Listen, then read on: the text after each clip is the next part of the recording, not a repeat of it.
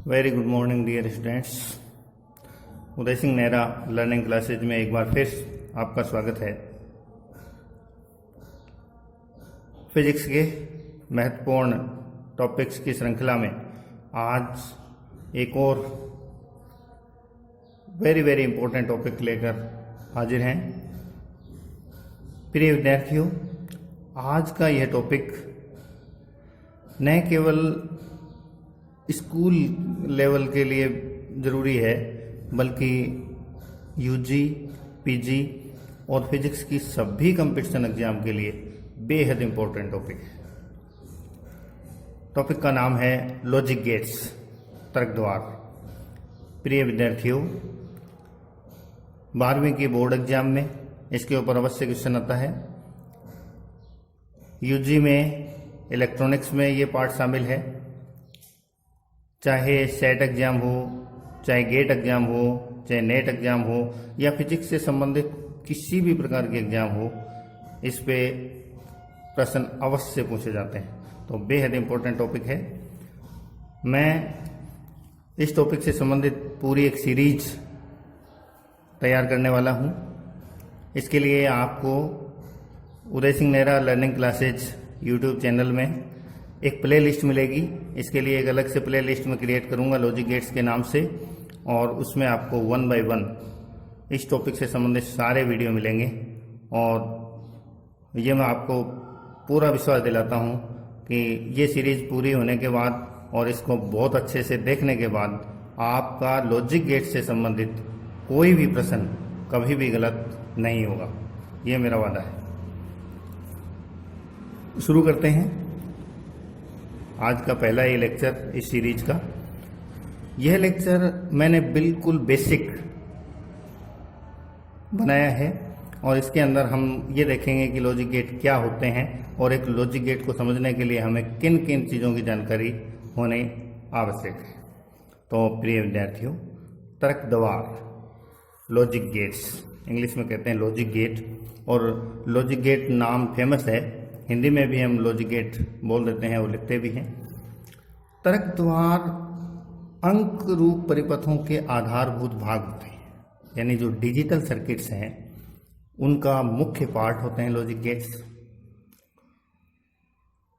तर्क द्वार होता क्या है?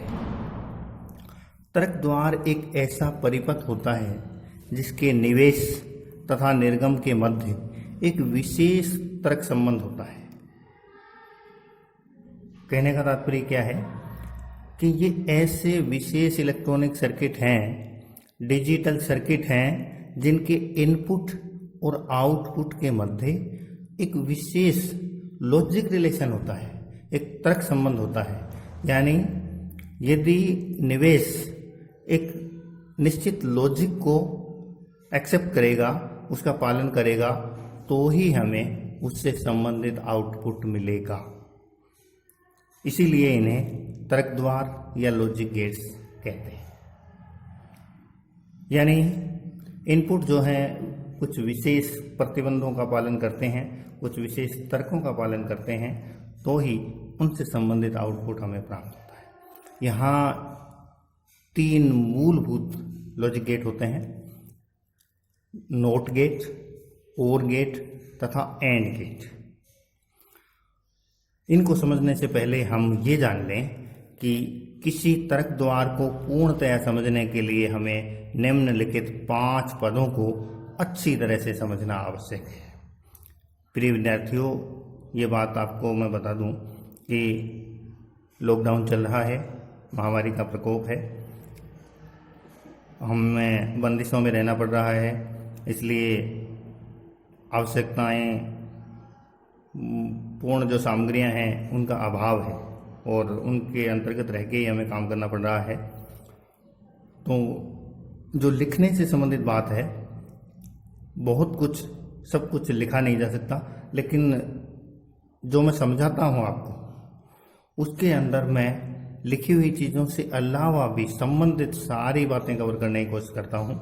तो आप न केवल वीडियो का जो रिटर्न पार्ट है वो देखें, बल्कि वीडियो को बहुत अच्छे से सुने और एक एक चीज़ को समझें। निश्चित रूप से आपको सारी बातें क्लियर। तो लॉजिक गेट को समझने के लिए 5 जो महत्वपूर्ण पद हैं उनमें सबसे पहला है, किसी भी लॉजिक गेट के लिए, जैसे हम नोट गेट को समझें तो सबसे पहली बात किसी लॉजिक गेट में आता है तर्क संबंध या लॉजिक रिलेशन। मैं फिर आपको बता दूं कि ये बेसिक लेक्चर है जिसके अंतर्गत हम ये जानेंगे कि एक लॉजिक गेट को समझने के लिए कौन कौन सी चीज़ें हमें पता होनी चाहिए। जैसे ही हम आगे बढ़ते जाएंगे आपको सारी बातें बड़े अच्छे से क्लियर होती जाएंगी। लगातार ध्यानपूर्वक आप वीडियो को देखते रहिए और सुनते रहिए। सबसे पहली बात लॉजिक गेट में आती है तर्क संबंध। प्रत्येक द्वार के लिए निवेश तथा निर्गम के मध्य एक विशेष तर्क संबंध होता है। यह द्वार की मूल संक्रिया को स्पष्ट करता है।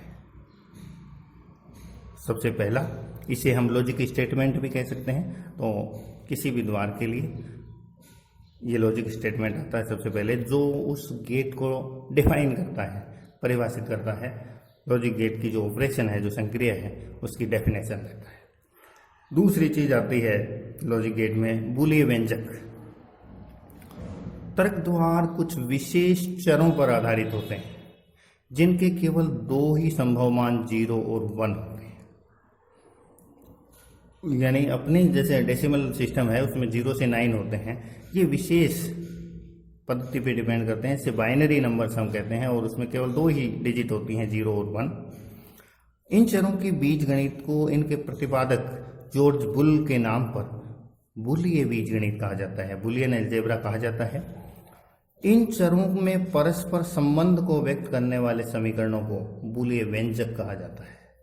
और आप आगे समझते जाएंगे कि जो भी गेट है, प्रत्येक गेट के लिए एक अलग बुलियन व्यंजक होता है जो उस गेट का ट्रेडमार्क होता है, जिससे हम उस गेट को समझते हैं। तो यहाँ चर के केवल 2 ही मान होते हैं, ये बड़े इंपॉर्टेंट बात है, 0 और 1। जैसे हम सामान्य रूप में समझें, जैसे हमारे पास कोई बल्ब है तो उसकी 2 अवस्थाएं हो सकती हैं, या तो बल्ब ऑफ है या बल्ब ऑन है।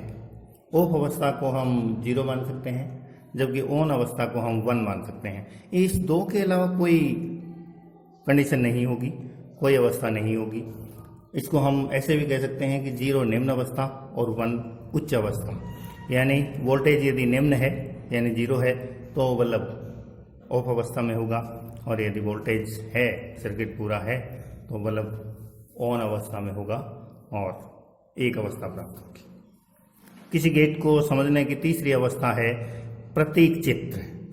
तीसरी चीज आती है सिंबॉलिक डायग्राम, प्रतीक चित्र। प्रत्येक तार्किक द्वार के लिए एक विशेष प्रतीक चित्र होता है जो निवेश तथा निर्गम के मध्य तर्क संबंध को चित्र द्वारा प्रस्तुत करता है। ये एक डायग्राम होता है जो प्रत्येक गेट के लिए अलग और स्पेशल होता है, जो एक गेट को प्रस्तुत करता है। इसी श्रृंखला में चौथी बात है, 4th स्टेप है सत्यमान सारणी, ट्रुथ टेबल। इसे सत्यता सारणी भी कहते हैं। एक गेट के लिए ट्रुथ टेबल क्या है? किसी तार्किक द्वार की सत्यता सारणी या सत्यमान सारणी वह सारणी होती है जो उस द्वार के लिए सभी निवेशी संयोजनों के संगत निर्गतों को दर्शाती है। यानी ये एक ऐसी टेबल होती है जिसके एक पार्ट में इनपुट्स के कौन कौन से कॉम्बिनेशन बन रहे हैं उनको दर्शाती है, और दूसरा उसका जो पार्ट है, दूसरा जो कॉलम है, वो ये बताता है कि उन इनपुट के संगत आउटपुट क्या होगा। तो ये ट्रुथ टेबल। 5वीं और अंतिम बात है अनुरूपी विद्युत परिपथ, एनालोगस सर्किट। एक मूल गेट को समझने के लिए उससे संबंधित एक परिपथ, एक ऐसा विद्युत परिपथ जो उस गेट के ऑपरेशन को, उस गेट की संक्रिया को परिपथ के रूप में प्रदर्शित कर दे, उसे अनुरूपी विद्युत परिपथ कहते हैं। यानी ये एक विद्युत संयोजन होता है जो किसी तर्क द्वार की संक्रिया को परिपथ के माध्यम से प्रस्तुत करता है। तो ये एनालोगस सर्किट होता है। तो इस प्रकार से हमने देखा, हमने जाना कि कोई भी लॉजिक गेट है उसको पूर्ण रूप से प्रस्तुत करने के लिए हमें 5 बातों का ध्यान रखना आवश्यक होता है। 5 बातें समझनी जरूरी हैं। सबसे पहला लॉजिक रिलेशन, उसका जो गेट के ऑपरेशन को डिफाइन करेगा। दूसरा बुलियन व्यंजक, ये बूलियन व्यंजक बूलियन अलजेब्रा के रूप में उस गेट के ऑपरेशन को बताएगा। तीसरा सिंबॉलिक डायग्राम यानी प्रतीक चित्र, जो प्रत्येक गेट के लिए विशेष होता है और ये उसके इनपुट और आउटपुट के मध्य संबंध को एक विशेष चित्र के द्वारा दर्शाता है। चौथी चीज truth table. Truth table input और आउटपुट के मध्य संबंध को दर्शाती है और इनपुट के जो भी कॉम्बिनेशन बनते हैं उनके संगति आउटपुट के मानों को दर्शाती है। और लास्ट है एनालॉगस सर्किट यानी अनुरूपी विद्युत परिपथ, और ये एक विद्युत संयोजन है जो संक्रिया को परिपथ के माध्यम से दर्शाता है। प्रिय विद्यार्थियों, आप इस पूरी सीरीज को देखते रहिए लगातार। यदि आपको हमारा ये प्रयास अच्छा लगता है और आप अच्छे से समझ पाते हैं तो इन वीडियोस को लाइक करिए, चैनल को सब्सक्राइब करिए और अपने दोस्तों के साथ शेयर करिए, ताकि इस लॉकडाउन में घर बैठे सभी अपना अध्ययन अच्छे से करते रहें और सबको इसका फ़ायदा मिले। धन्यवाद। Thank you.